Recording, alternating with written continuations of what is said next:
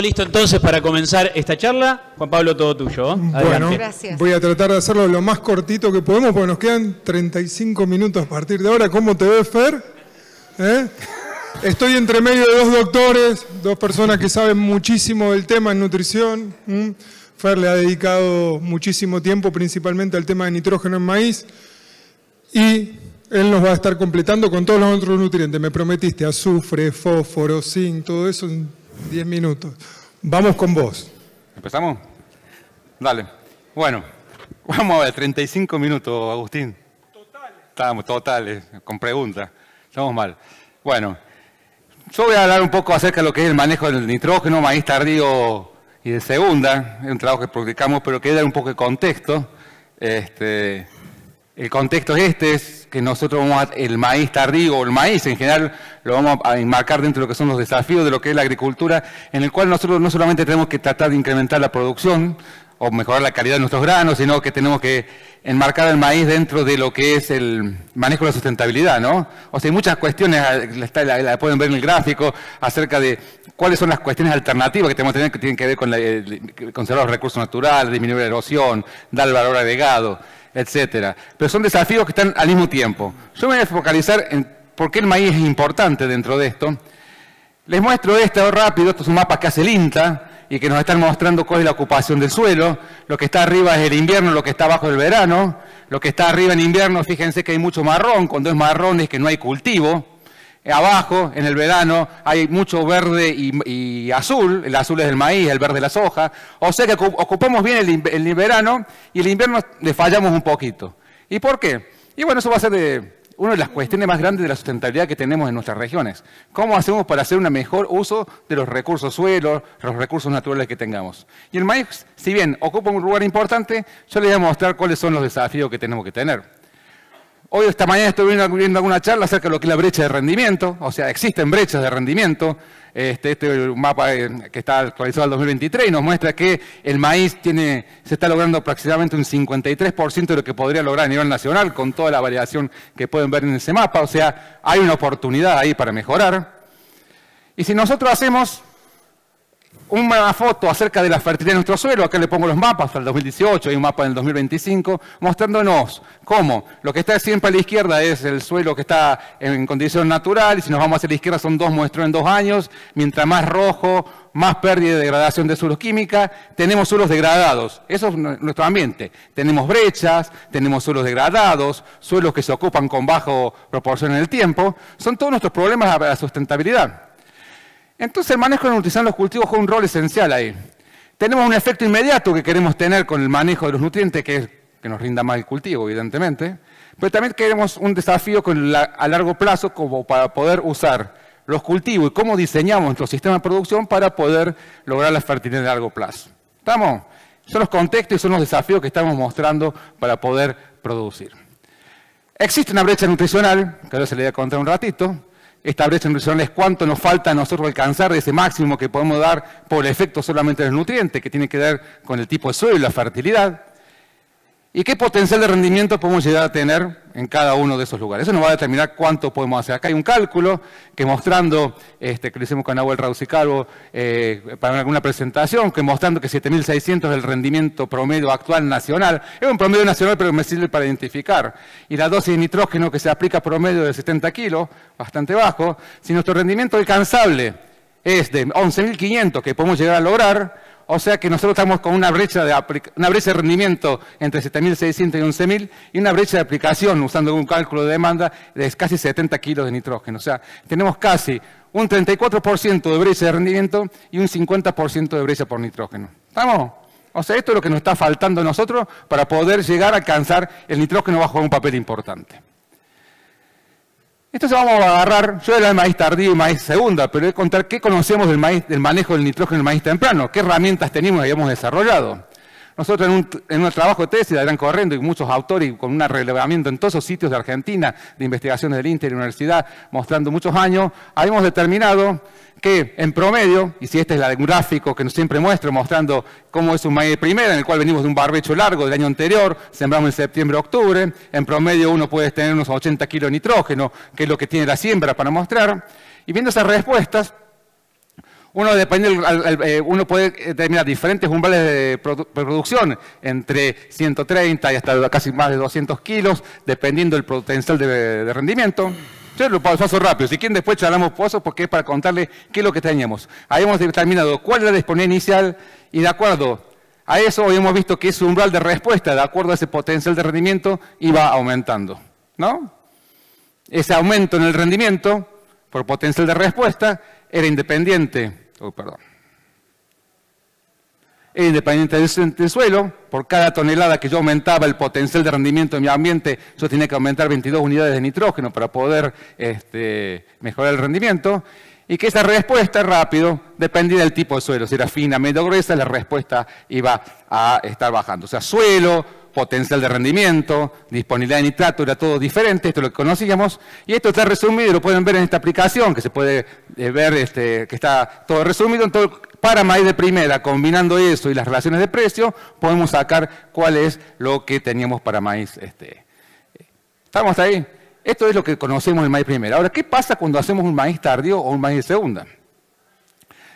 El cultivo antecesor importa porque es lo que nos está diciendo esos residuos, cuánto nos están dando porque afecta la mineralización y la reacción carbono en los nitrógenos. En un estudio que hemos hecho acá en el sudeste de Córdoba, mostrando respuesta de nitrógeno, varios sitios, en el sudeste veíamos que la respuesta del nitrógeno, ven acá, el nitrógeno del fertilizante y rendimiento dependía de cuánto aporta hacia el nitrógeno del suelo. Mientras más nitrógeno tiene el suelo, menos respuesta. Mientras más nitrato teníamos la siembra. Pero lo que vemos importante es que un maíz de primera, cuando venía de una soja, sea un maíz soja, trigo soja, o de una rotación más intensiva, maíz trigo soja, o sea que venía de un rastrojo diferente, la dosis era un poquito mayor. De esa dosis que usamos para un maíz de primera que venía de un rastrojo de soja, tenemos que incrementar aproximadamente un 20 o un 25% la dosis para poder llegar a la máxima producción. Entonces, ¿el cultivo antecesor importa? Sí, importa, porque nos está dando cuál es la disponibilidad inicial que yo tenga de nitrógeno por el cultivo. Esto es lo que conocemos del maíz de primera.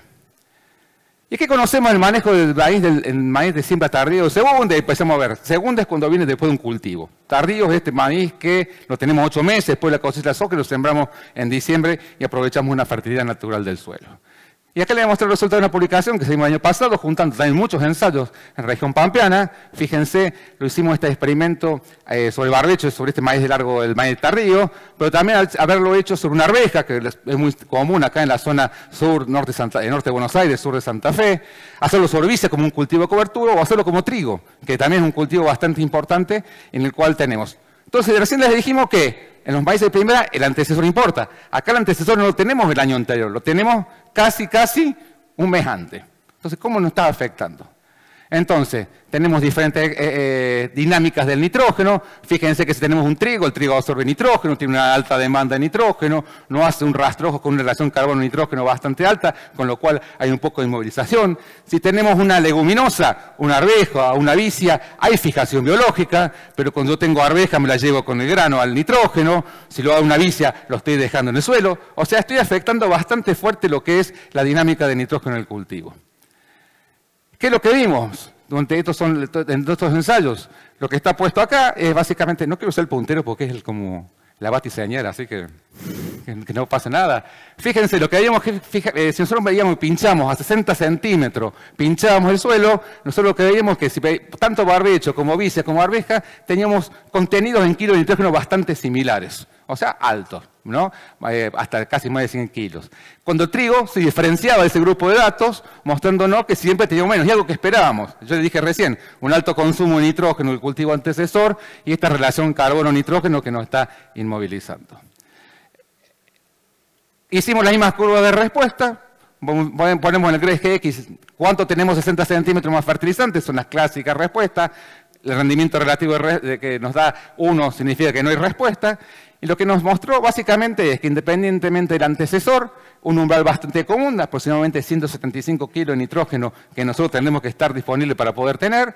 Lo que sí es que la curva de respuesta, fíjense, el amarillo, que es el trigo, parte de mucho más abajo, o sea que tenemos una respuesta. O sea que la disponibilidad de nitrógeno inicial es importante y a muestra que tengamos, y la respuesta que voy a tener en el trigo va a ser superior.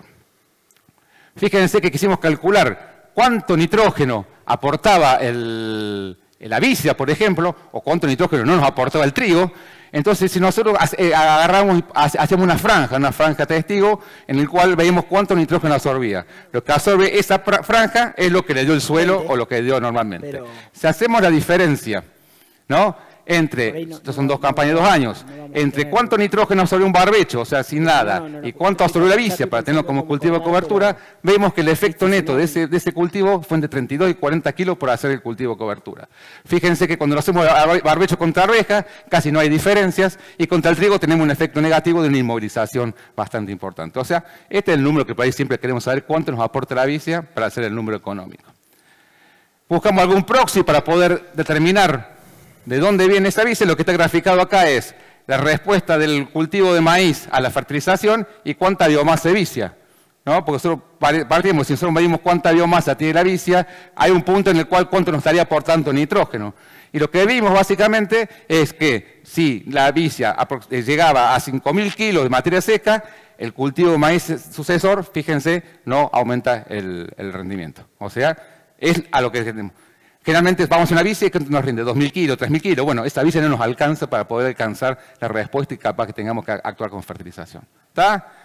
Son 2 herramientas, más allá del análisis seguro, para poder hacer algún tipo de diagnóstico. Y otra cosa que vimos en esta red de ensayo es que la dosis de fertilizante nitrogenado que tenemos que aplicar estaba muy en función del rendimiento del trigo previo, para el caso del trigo. O sea, con la vicia veíamos cuánta biomasa porque es de lo que nos iba a aportar. En el caso del trigo, yo le decía, el trigo consume, después tiene el problema del agua, también lo podemos discutir, no tengo tiempo. Pero en la medida que nuestro rendimiento de trigo es mayor, mayor es la respuesta a la fertilización. Y para resumir, cuando hacemos antecesores trigo, tenemos que hacer una muy fuerte injerencia con fertilización nitrogenada porque es alta la demanda que va a tener para poder sostenerla y es poca la oferta que va a tener de nitrógeno, que me parece que es una de las conclusiones principales que tenemos de esta red de ensayos. ¿Cómo manejamos? Andamos bien, te voy a dejar 18 minutos. ¿Tá? ¿Cómo manejamos las legumbres previo al maíz? O sea, ¿qué hacemos en el manejo de legumbres? Porque el manejo, tenemos que manejar también el nitrógeno en las legumbres. Lo que voy a mostrar acá es... esa. Vicia sin inocular, inoculada, o sea, inoculamos la vicia, o sea, si queremos tener el efecto de nitrógeno en la vicia, tenemos que inocular la vicia. Fíjense que lo que está puesto acá, no sé por qué sé, es cuánto nitrógeno, lo que está en verde oscuro es inoculado, o lo que está en rojo oscuro es inoculado, lo que está en verde es vicia, lo que está en rojo es arveja. Inoculando siempre tenemos nitrógeno, más nitrógeno en la fijación biológica, más materia seca. Y lo que hicimos nosotros acá fue decir, bueno, inoculamos, no inoculamos, hicimos un ensayo de fertilización nitrogenada arriba de vicia inocular y desinocular, para saber cuál es el aporte de nitrógeno que tenía. Y acá tenemos el resultado. Fíjense, lo que está, vamos a agarrar primero los circulitos llenos, ¿no? Es la vicia que estaba inoculada. Fíjense que no le puse ninguna curva porque no hubo respuesta a la fertilización nitrogenada. Pero fíjense que los circulitos abiertos, lo que nos están mostrando es la vicia que no inoculamos. Y hay respuesta significativa a la fertilización. O sea, fíjense cómo una práctica tan simple como inocular la vicia nos está dando el nitrógeno que nosotros necesitamos para tener la respuesta a la fertilización.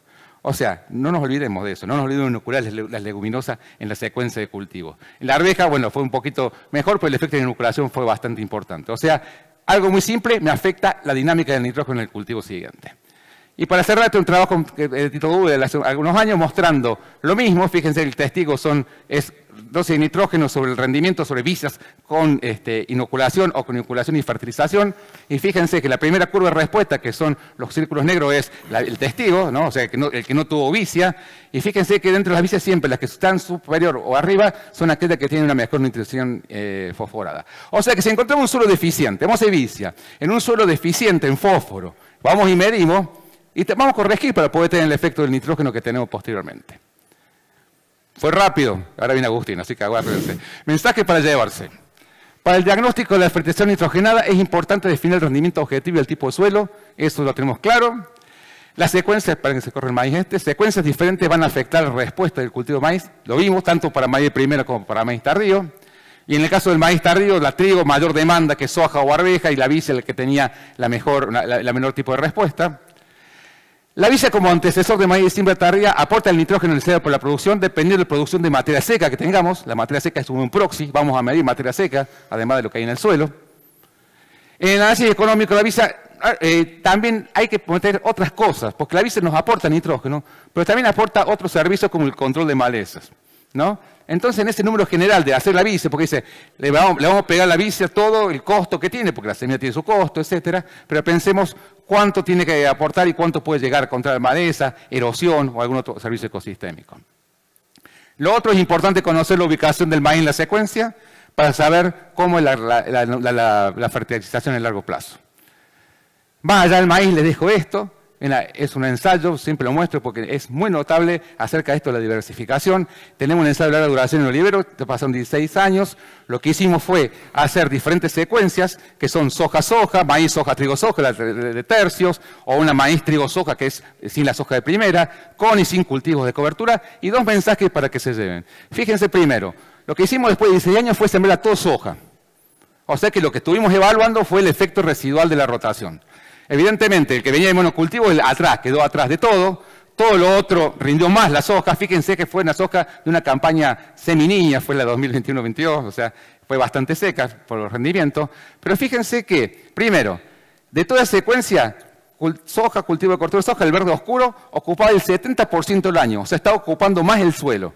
¿Rindió más que el monocultivo? Sí, rindió más. Pero fíjense las otras secuencias, que tenían maíz, que tenían trigo, cultivo de cobertura, rindieron más que inclusive ocupar menos el suelo. O sea, no solo es importante ocupar, sino diversificar para poder tener el efecto a largo plazo.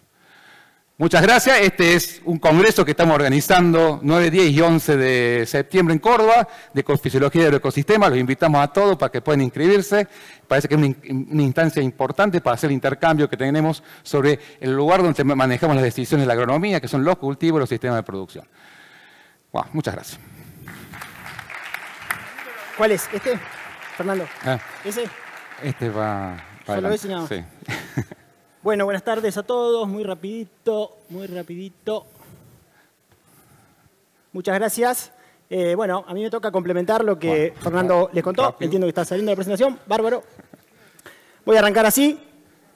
La verdad que los organizadores del Congreso son muy corajudos porque hacer un Congreso del Maíz con estos números, no sé si los vieron, pero en campo alquilado, pensando en alquileres lógicos y rendimientos lógicos, los números del maíz son muy complicados, hay poco que podemos hacer nosotros para revertir esto y lo que nos compete más es la parte agronómica, ¿no? Ser más eficiente en el uso de los insumos. Y yo tengo 4 perillas esta tarde para tratar de que ese numerito, aunque sea, cambie un poquito hacia lo más positivo, ¿no? Créanme que el impacto de manejar estos 4 nutrientes bien, fósforo, azufre, potasio y zinc, puede ser, desde el punto de vista del costo del cultivo, muy importante y desde el punto de vista productivo también. En ese sentido, un maíz con deficiencia de fósforo puede incrementar hasta un 30%, incluso más, la productividad si lo fertilizamos bien. Algo parecido ocurre en potasio. Podemos hablar de un 10% de aumento de rendimiento si fertilizamos con azufre, suelos deficientes, y un 5 o más zinc. Así que ese es una pequeña resumen que hago mirando la literatura internacional y nos cuenta que realmente en términos productivos manejar estos 4 nutrientes bien tiene una implicancia muy grande. Desde el punto de vista del costo, si uno usa los precios de los fertilizantes de hoy y asume dosis para situaciones con deficiencia, podemos hablar de esos números. Generalmente estos 4 nutrientes no se encuentran en forma deficiente juntos, pero si junta uno todo, hasta un 45% del costo de producción del maíz puede estar explicado por el uso de esto. Así que desde el punto de vista del costo de implantación del cultivo, tienen mucha relevancia. Y desde el punto de vista de cuánto aporta su manejo al margen bruto, obviamente que depende del planteo. En planteos de baja producción, fertilizar en situaciones con deficiencia correctamente con estos nutrientes puede tener esa implicancia, y en planteos de alta producción incluso es mucho más interesante. Así que créanme que manejar estas 4 cosas bien puede tener realmente implicancias importantes. Lo que tuvimos la suerte de formarnos con el gran Fernando Andrade, lo habrán escuchado alguna vez repetir esta frase: no hay nada más práctico que una buena teoría. Y entonces yo voy a hacer una especie de comparación entre la teoría y la práctica de lo que se sabe con estos nutrientes, ¿no? Entendiéndose por la teoría el conocimiento clásico, más básico, más establecido. Vamos a empezar con fósforo. Generalmente sabemos que en suelos molisoles, que tienen baja capacidad de fijación de fósforo, que son bastante nobles en cuanto a la dinámica del fósforo, el manejo de este nutriente es bastante sencillo, sobre todo si lo comparamos con nutrientes móviles, que son más complejos. En ese sentido, cobra relevancia e importancia central el análisis de suelo como herramienta de diagnóstico, a diferencia de por ahí nitrógeno, que tenemos que, además del análisis de suelo, interpretar o incluir otros indicadores. Afortunadamente, en el país existe mucha información en cuanto a la interpretación del análisis de suelo, es decir, cómo interpretamos ese numerito que el laboratorio nos da para que agronómicamente podamos hacer eso con esa información. Y sabemos que, como es un nutriente poco móvil, que no está sujeto a pérdidas gaseosas, que no se lava, que no se pierde, en realidad podemos trabajar en el largo plazo, por lo menos en el mediano plazo, haciendo balances de fósforo y manejar el mediano plazo. ¿Qué otra cosa nos dice la teoría? Que una planta de maíz requiere más o menos 4 kilos absorber para producir 1 tonelada, que lo que se exporta en grano es una proporción bastante alta de ese porcentaje, más o menos 2,5 kilos se exportan por cada tonelada producida, y que en la región pampeana más o menos necesitamos 2,5 a 5 kilos de P de balance positivo para subir 1 parte por millón. Eso es el conocimiento, digamos, lo clásico, lo que nos diría la teoría. La teoría también nos dice que el rendimiento de maíz baja con esa forma, a medida que baja la disponibilidad de fósforo en el suelo, y a nosotros los investigadores nos encanta rompernos la cabeza tratando de establecer umbrales críticos con las formas matemáticas más complejas que se le pueden imaginar, y calculábamos y recalculábamos en base a eso. Ahora, ¿qué nos dice la práctica? La práctica nos dice eso. Esa misma línea se compone de todos esos puntos. Esta es una recopilación fenomenal que hizo Adrián Correndo, un trabajo bárbaro en la región pampeana de rendimiento relativo de maíz, y lo hizo también en otros cultivos en función de fósforo, agarrando datos de muchos lados y trabajando con experimentos de fósforo. Cada uno de esos puntitos es una parcelita que establece el rendimiento relativo del cultivo, relativo al máximo, en relación a la disponibilidad de fósforo. Y fíjense la realidad, ¿no? El error, la dispersión, la variabilidad que existe alrededor de esa curva es amplia. Entonces uno puede tomar dos posiciones ante esto. Decir, esto no me sirve, lo tiro a la basura, el análisis del suelo no me sirve, es demasiado variable, voy a seguir haciendo diagnóstico de fósforo en base a otra cosa, a intuición, a, qué sé yo, a lo que yo pienso. O otra opción, desde mi punto de vista más inteligente, es ser consciente de la incertidumbre que hay asociado a esto y empezar a entenderla y a trabajarla. Por ejemplo, puedo decir, bueno, acá hay una sección que yo defino acá como muy alta, arriba de 30 partes por millón, en donde la probabilidad de respuesta y la magnitud de la respuesta a la fertilización es prácticamente inexistente. No tiene sentido fertilizar ahí. Con el mismo criterio uno puede decir, no tiene sentido mantenerme en este lugar muy bajo, en donde la deficiencia es severa y la probabilidad y magnitud de la respuesta recontra paga la fertilización. No tiene sentido mantenerme ahí, ni en el corto plazo, ni en el mediano plazo, en ningún caso. Definir un área que la llamamos alto, donde la probabilidad de respuesta a la fertilización es baja, que por ahí puede tener sentido, dependiendo del caso, estar en alguna de esas partes de esa ecuación, pero sabiendo que la rentabilidad realmente de fertilizar ahí es baja, no cero, pero baja, inferior al 5%. Una sección en donde todavía sigue siendo rentable fertilizar y el incremento de rendimiento, si bien hay una variabilidad bastante importante ahí, los datos nos dicen que sigue siendo conveniente la fertilización en ese nivel. Y por último, definir un rango óptimo, que es el que nos gustaría mantener en el largo plazo. Es aquel rango en donde se maximiza, por supuesto, la rentabilidad de la fertilización y no se da una ineficiencia que sería el consumo de lujo, es decir, fósforo que se va en el grano que nadie nos paga por eso, o sea, lo cual también con los costos que tiene el fertilizante hoy en día también sería una ineficiencia, ¿no? Entonces, bueno, esto es una forma de cómo a través de interpretar esta variabilidad, ser consciente de los errores que tienen estas herramientas de diagnóstico, poderlas manejar para que en la práctica no sean útiles. La otra cosa que nos dice la teoría es que adentro de los lotes, la distribución de fósforo en el suelo, la típica distribución, no obedece a una campana perfecta donde el promedio y el valor que más se repite, la moda, son iguales. No es una campana simétrica, sino que lo más común es encontrar una campana de este tipo, que se llama log normal. Es decir, que hay generalmente en los campos muy pocos puntitos de fósforo muy altos que sesgan artificialmente el promedio hacia la derecha. Es decir, que nos hacen pensar que el lote está mejor nutrido de lo que está. Y eso es un problema sistemático, y los muestreos tradicionales que tratan de pinchar varias veces en el lote, poner esas submuestras en un balde y llevarla al laboratorio y fertilizar con ese número, tienden en general a subfertilizar o a pensar que el lote está mejor en cuanto a su fertilidad fosforada de lo que está. Entonces, siguiendo esa lógica, si este lote, por ejemplo, en el Partido General Alvear, provincia de Buenos Aires, tiene 18 partes por millón, la teoría nos diría, no fertilicemos, porque estamos en la zona por encima de los umbrales, en una zona de baja probabilidad de respuesta. Sin embargo, la práctica, Y a través de estos muestreos densos hemos aprendido mucho de lo que pasa en la variabilidad espacial, de muchas variables, pero puntualmente el muestreo de fósforo nos dice otra cosa.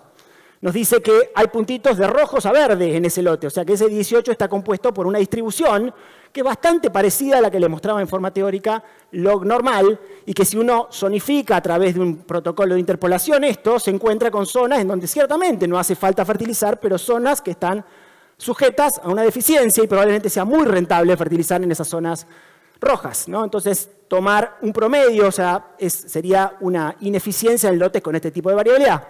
Y esto se lo puedo contar muchas veces, porque tenemos muchos de estos lotes, más de 1000 en el país, en donde hemos aprendido mucho de los niveles de variabilidad y cuándo son muy importantes, y solamente con estos muestreos densos se pueden llegar a graficar o a representar fácilmente, o cuándo podrían muestreos más laxos hacer un buen trabajo. Es un tema que podemos hablar todo el tiempo, así que no me quiero meter en eso. Simplemente mostrarle que, en general, la variabilidad que estamos viendo de fósforo en el lote de producción es muy importante y claramente hay mucho espacio por mejorar la eficiencia de uso de fósforo a través de la fertilización variable.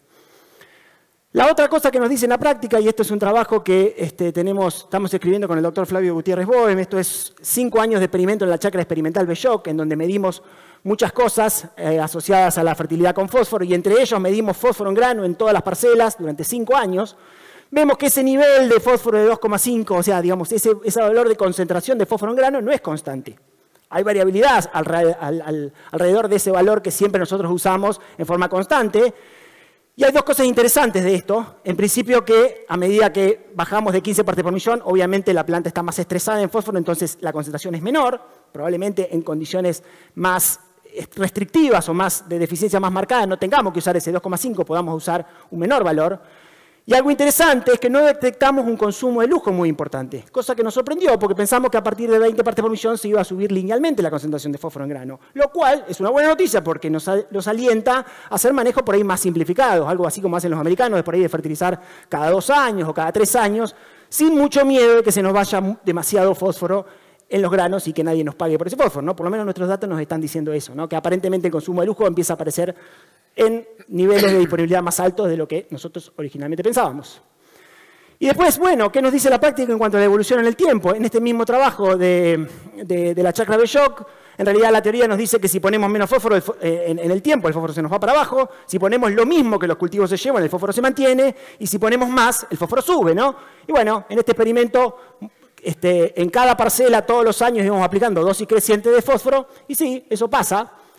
A medida que vamos poniendo más fósforo, el fósforo sube, tiende a subir, pero no sube de manera tan prolija año a año. Y eso es importante, porque hay gente que piensa que muestrea acá, fertiliza con una dosis, se lleva un rendimiento y al año siguiente va a poder calcular con precisión lo que pasa en ese punto. Y eso es cierto, pero cuando uno considera el mediano plazo, no cuando considera de año a año. Porque hay un montón de cosas que son errores acumulados en el corto plazo de un año a otro que no son tan fácilmente predecibles. Y un trabajo del doctor Antonio Malarino en la Universidad del Estado de Iowa, que tiene mucho más datos que nosotros, muestra eso, ¿no? Que en definitiva las tendencias en el mediano plazo sí se respetan. Uno puede hacer la cuentita, pero cuando le da por lo menos 3, 4, 5 o más años, porque están esos serruchitos en el tiempo, que hay un montón de factores que hacen que no sea de año a año ese balance que nosotros a los agrónomos nos encanta calcular.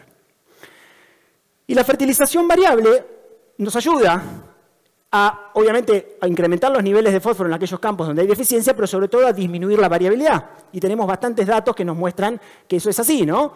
Este es un lote en Pehuajó que tenía en promedio 11 partes por millón, pero ese número estaba representado en las 5 categorías de interpretación que yo le pasé, de muy bajo a muy alto, ¿no? Con la categoría muy bajo y bajo con mayor proporción del área.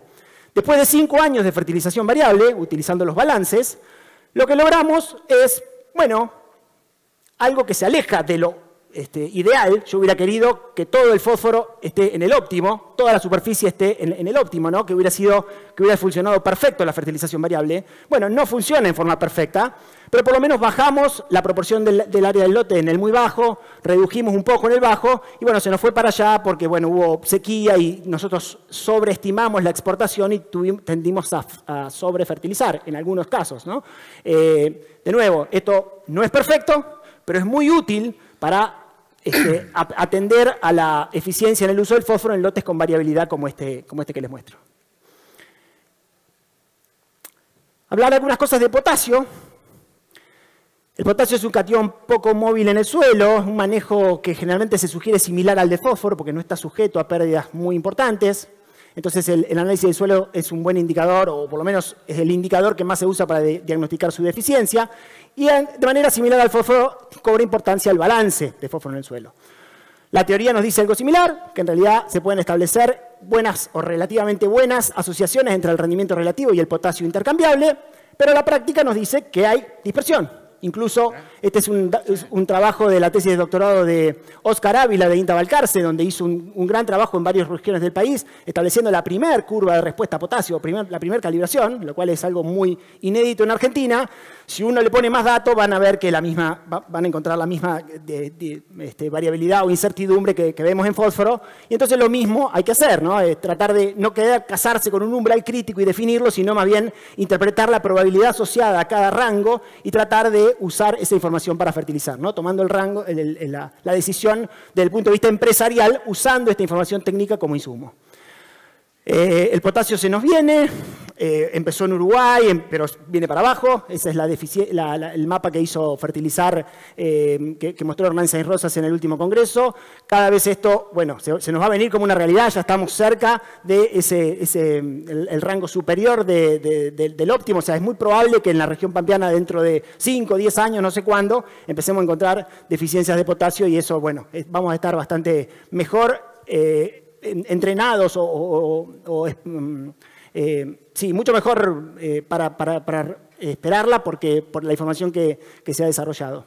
Hay algunas cosas que también son importantes en cuanto a la variabilidad de pequeña escala, que existe potasio en el horizonte subsuperficial, que a veces algunos métodos de diagnóstico en algunas universidades tienen en cuenta el potasio en subsuperficie como para también entender por qué a veces no hay potasio arriba y la planta no responde porque toma potasio de áreas subsuperficiales.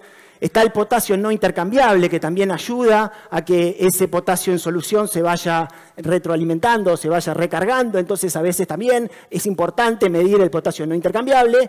Y por último, el potasio no forma parte de la célula, ¿no? de la estructura de la célula. Entonces, el potasio del residuo que se lava con la lluvia también es una fuente de potasio que complica bastante más. O sea, en general, la incertidumbre asociada al manejo del potasio es un poco superior a la del fósforo, si bien son nutrientes bastante similares.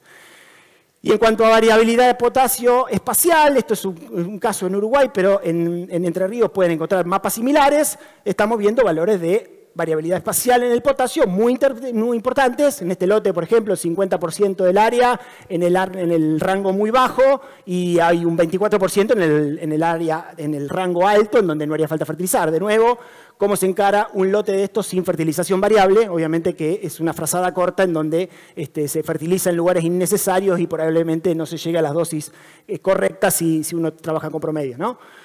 Y la otra cosa importante, bueno, es lo de la variabilidad temporal. Esto es un trabajo que mandamos con el doctor Malarino hace poco a publicar, que está en prensa, que muestra la variabilidad temporal del potasio en los testigos, en las parcelas testigos. Durante 4 años medimos qué pasaba y se ve que la variabilidad temporal asociada a varias cosas es más alta que para fósforo, ¿no? Entonces eso complica un poco el diagnóstico. Y en este trabajo lo que hicimos fue comparar durante 4 años en 8 localidades en el estado de Iowa la ventaja económica o la ventaja física de la fertilización con potasio, comparando dosis uniforme con dosis variable. Para las 5 categorías de interpretación, de muy bajo a muy alto, lo que vemos es obviamente que la ventaja económica de la fertilización, la ventaja productiva de la fertilización es más alta a medida que el potasio es más bajo y que la dosis variable que aplica un poquito más de potasio logra una respuesta un poquito más alto en el very low, sobre todo en el rango muy bajo, ¿no? Lo cual es lógico, pero por alguna razón no lo vemos en el bajo. En el bajo también la dosis variable aplicó un poco más de potasio y nosotros no lo podemos capturar. Bueno, evidentemente hay una serie de cosas ahí que complejizan el entendimiento del potasio y tenemos que ser un poco más menos ansiosos que con fósforo. De todas formas, en lotes con variabilidad no tengo duda que la fertilización con dosis variable es la mejor estrategia. Algunas cosas con respecto al azufre, que el doctor Salvaciotti sabe más que yo por haber trabajado mucho en eso. El ciclo es similar al de nitrógeno. Es móvil en el suelo, pero no es móvil en la planta, por lo tanto las deficiencias en general aparecen en el estrato superior del canopeo. A veces nosotros los investigadores nos aprovechamos de eso para tratar de medir arriba más sensiblemente y separar la deficiencia de nitrógeno de la deficiencia de azufre. Es más complicado hacerlo, pero se puede en la práctica. Existe una residualidad parcial que está un poco dado por la menor solubilidad de las fuentes de azufre, un poco por el menor índice de cosecha que tiene el azufre con respecto al nitrógeno, entonces algo queda en el residuo y ayuda. Bueno, se puede manejar en forma intermedia entre nitrógeno y fósforo si uno quiere. Y también la teoría nos dice que hay un umbral ahí de 10 partes por millón de azufre como sulfato que nos ayudaría a separar zonas con deficiencia versus zonas sin deficiencia. Pero la práctica nos dice que, bueno, el umbral está, si uno quiere, más de 10 partes por millón. Aparentemente la probabilidad de respuesta es baja, pero con menos de 10 partes por millón de azufre como sulfato medido a 20 centímetros, puede pasar de todo. Evidentemente, como indicador de diagnóstico ya sabemos que no es muy bueno. Es un indicador. Pero evidentemente hay cosas ahí que, aunque el azufre como sulfato sea bajo, la planta de algún lado el azufre lo saca y por eso se ve esa dispersión, ¿no? ¿De dónde lo puede sacar? Bueno, lo puede sacar de estratos más profundos. Este trabajo de Fertilab muestra que cuando la raíz toca la napa o toca la tosca, que pueden ser fuentes de azufre, ahí el sulfato es bastante más alto a partir de los 60 centímetros, entonces el método de diagnóstico a 20 centímetros no lo captura, pero las plantas sí lo capturan, entonces en situaciones donde deberíamos tener deficiencia, después no aparece. Eso lo hemos visto bastante, que el maíz está por ahí clorótico arriba, pero después que crece se va esa deficiencia y después en rendimiento no hay respuesta. Bueno, puede estar un poco explicado por esto. Y otro poco puede estar explicado por mineralización de azufre posterior, ¿no? Y este trabajo buenísimo de Walter Carciocci de la Unidad Integrada Balcarce nos muestra una buena asociación entre la respuesta a azufre en maíz y el nitrógeno incubado en anaerobiosis, que fue un indicador que originalmente fue desarrollado para nitrógeno, pero como el nitrógeno y el azufre son parecidos, los suelos que tienen mucha capacidad de mineralización potencial de nitrógeno también lo hacen con azufre, y esto, bueno, nos va dando una mano para el diagnóstico. Y después esto es una cosita de un trabajo que escribimos hace mucho tiempo con Lalo Echeverría de INTA Balcarce, un paper en Agronomy Journal en donde lo que hicimos fue hacer otra cosa, pero yo agarré esos datos como para ver algo de variabilidad espacial en la respuesta a azufre, entonces agarré los bloques de un ensayo que teníamos en Loma, Media Loma y Bajo el 9 de julio y vemos que hay variabilidad espacial en la respuesta a azufre, ¿no? Las lomas arenosas que tienen más arena, menos materia orgánica, tienden a responder más a la fertilización azufrada que los bajos con mayor rendimiento, con mayor capacidad de mineralización de azufre. Y dos palabras de zinc. Es un micronutriente esencial de baja movilidad, que está muy ligado a la materia orgánica, eso nos ayuda, ahora van a ver para qué. Dependiente del pH, en aquellos suelos no calcáreos no tenemos ese problema, pero en los suelos calcáreos el zinc está precipitado y es un problema. Hay varias evidencias que muestran cierto antagonismo con fósforo. Si ponemos mucho fósforo, si hay mucho fósforo en el suelo, la disponibilidad puede caer porque hay una competencia ahí. Y en general hay trabajos que muestran que el diagnóstico es satisfactorio mediante el análisis de suelo. Ojo ahí porque hay dos extractantes, estamos más acostumbrados al DTPA, pero el MELIC3, que es un extractante que se está poniendo de moda por ser multiextractante, o sea, por servir para fósforo, para bases, para micronutrientes, extrae más fósforo. Así que tenemos que tener en cuenta cuál es el extractante que se usa porque hay que saber que los umbrales críticos cambian. Y bueno, la verdad que en maíz, por lo menos, este trabajo también de la Unidad Integrada de Balcarce es bastante bueno. Yo creo que acá se puede tomar decisiones muy certeras a partir de este umbral. Ellos proponen una parte por millón, pero hay que saber que alrededor de ese umbral puede haber situaciones con deficiencia. Entonces, estar más cerca del 1,5, de 2 partes por millón, no parece una locura. Y este es un trabajo también que compara fuentes, foliar versus chorreado, y en general hay consenso de que cuando hay deficiencia de zinc, lo importante es poner zinc. No hay tanta diferencia en eficiencia por fuentes, ¿no? Y por último, variabilidad espacial en la disponibilidad de zinc. Este es un lote en Junín, Buenos Aires, con los 3 rangos de variabilidad, ¿no? Debajo de 5 partes por millón, de 0,5 partes por millón, zonas de deficiencia, zonas borderline y zonas con más alta fertilidad y muy asociado a la materia orgánica, como les decía, ¿no? En este lote se hizo un muestreo en grilla denso de materia orgánica y vemos asociaciones muy buenas. ¿De dónde sale el zinc? De la materia orgánica. Así que si nosotros podemos más barato mapear materia orgánica, saber que esta correlación nos puede ayudar eventualmente, no les digo hacer una prescripción de zinc, pero sí saber si el zinc lo acoplamos al fósforo, lo acoplamos al nitrógeno, dependiendo de su variabilidad espacial, como para poder entender mejor la variabilidad y acoplarla. Consideraciones finales. El manejo de estos 4 nutrientes tiene implicancias productivas y económicas importantes para el cultivo, creo que quedó claro eso. Afortunadamente en Argentina contamos con buenas herramientas para diagnosticar su deficiencia y adoptar tecnologías de fertilización. Y en un contexto de márgenes muy ajustados, su buen manejo puede significar un gran aliado para el negocio, ¿no? Y los puse a los 4 juntos, como si fueran los 4 fantásticos, porque tengo nostalgia de cuando se jugaba bien al fútbol, y bueno, me recordó eso. Esto es mi equipo de trabajo, les agradezco mucho, y bueno, quedamos dispuestos para alguna pregunta si es que podemos responder.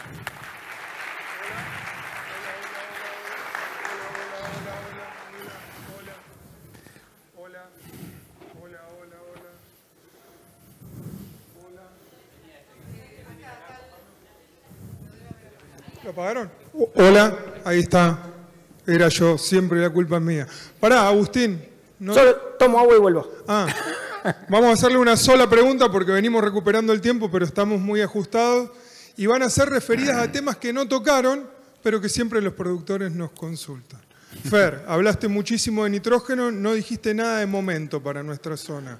¿Qué consideraciones tenés para ese temita? Buena la pregunta, y más ahora actualmente, que hay algunas malas prácticas. Yo creo que la teoría general, como decía, es si repartimos más eficientes somos y más productivos. Dentro de eso de repartir, ¿qué es lo que podemos hacer desde el punto de vista logístico? Solo podemos hacer una división del momento de fertilización. Generalmente muchas veces por una cuestión logística se hace la siembra.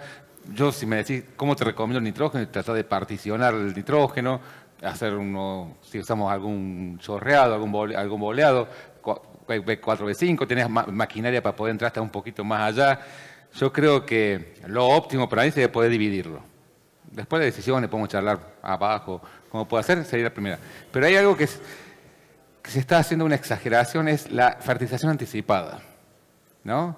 Porque desde el punto de vista logístico, meter el nitrógeno dentro del suelo es práctico, porque es un momento del año en el cual no estás haciendo nada o tenés poco trabajo, y me parece que es una muy mala práctica, porque realmente, imagínate, si hacemos maíz primera, que lo estamos sembrando 15 a 20 de septiembre, región núcleo, después charlamos cada zona donde tiene el maíz, y vos estás sembrando metiendo el maíz el nitrógeno 20, 25 días, hasta que el cultivo pueda tener una tasa de absorción alta, va a ser fines de octubre, principio de noviembre, son casi 2 meses y medio. El otro día llovieron 100 milímetros acá.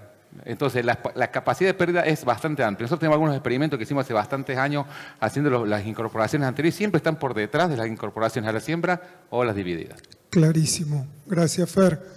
Agustín, de otro tema que tampoco hablaste. Anda dando vuelta fósforo líquido, microencapsulado, fósforo en bases tradicionales. ¿Cuál es tu opinión y recomendación al respecto? Bueno, nada reemplaza las unidades de nutriente. Todas las fuentes fosforadas que tenemos, nosotros, salvo la roca fosfórica, son muy solubles y muy eficientes. Hay productos excelentes dando vuelta, es un tema de costo.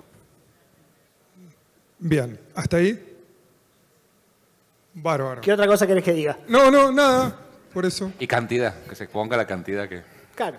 Perfecto. Nada reemplaza las unidades de nutrientes. Yo, puntualmente, Agustín Pagani, pequeño productor, soy más afín a comprar los nutrientes más baratos posible, porque tenemos un problema serio de deficiencia, entonces no nos podemos dar el lujo de fuentes muy premium, pero bueno. Pienso lo mismo. Aparte, ¿Le agradecemos o querés decir algo más? No. ¿No? Dejemos ahí. Dale, gracias chicos.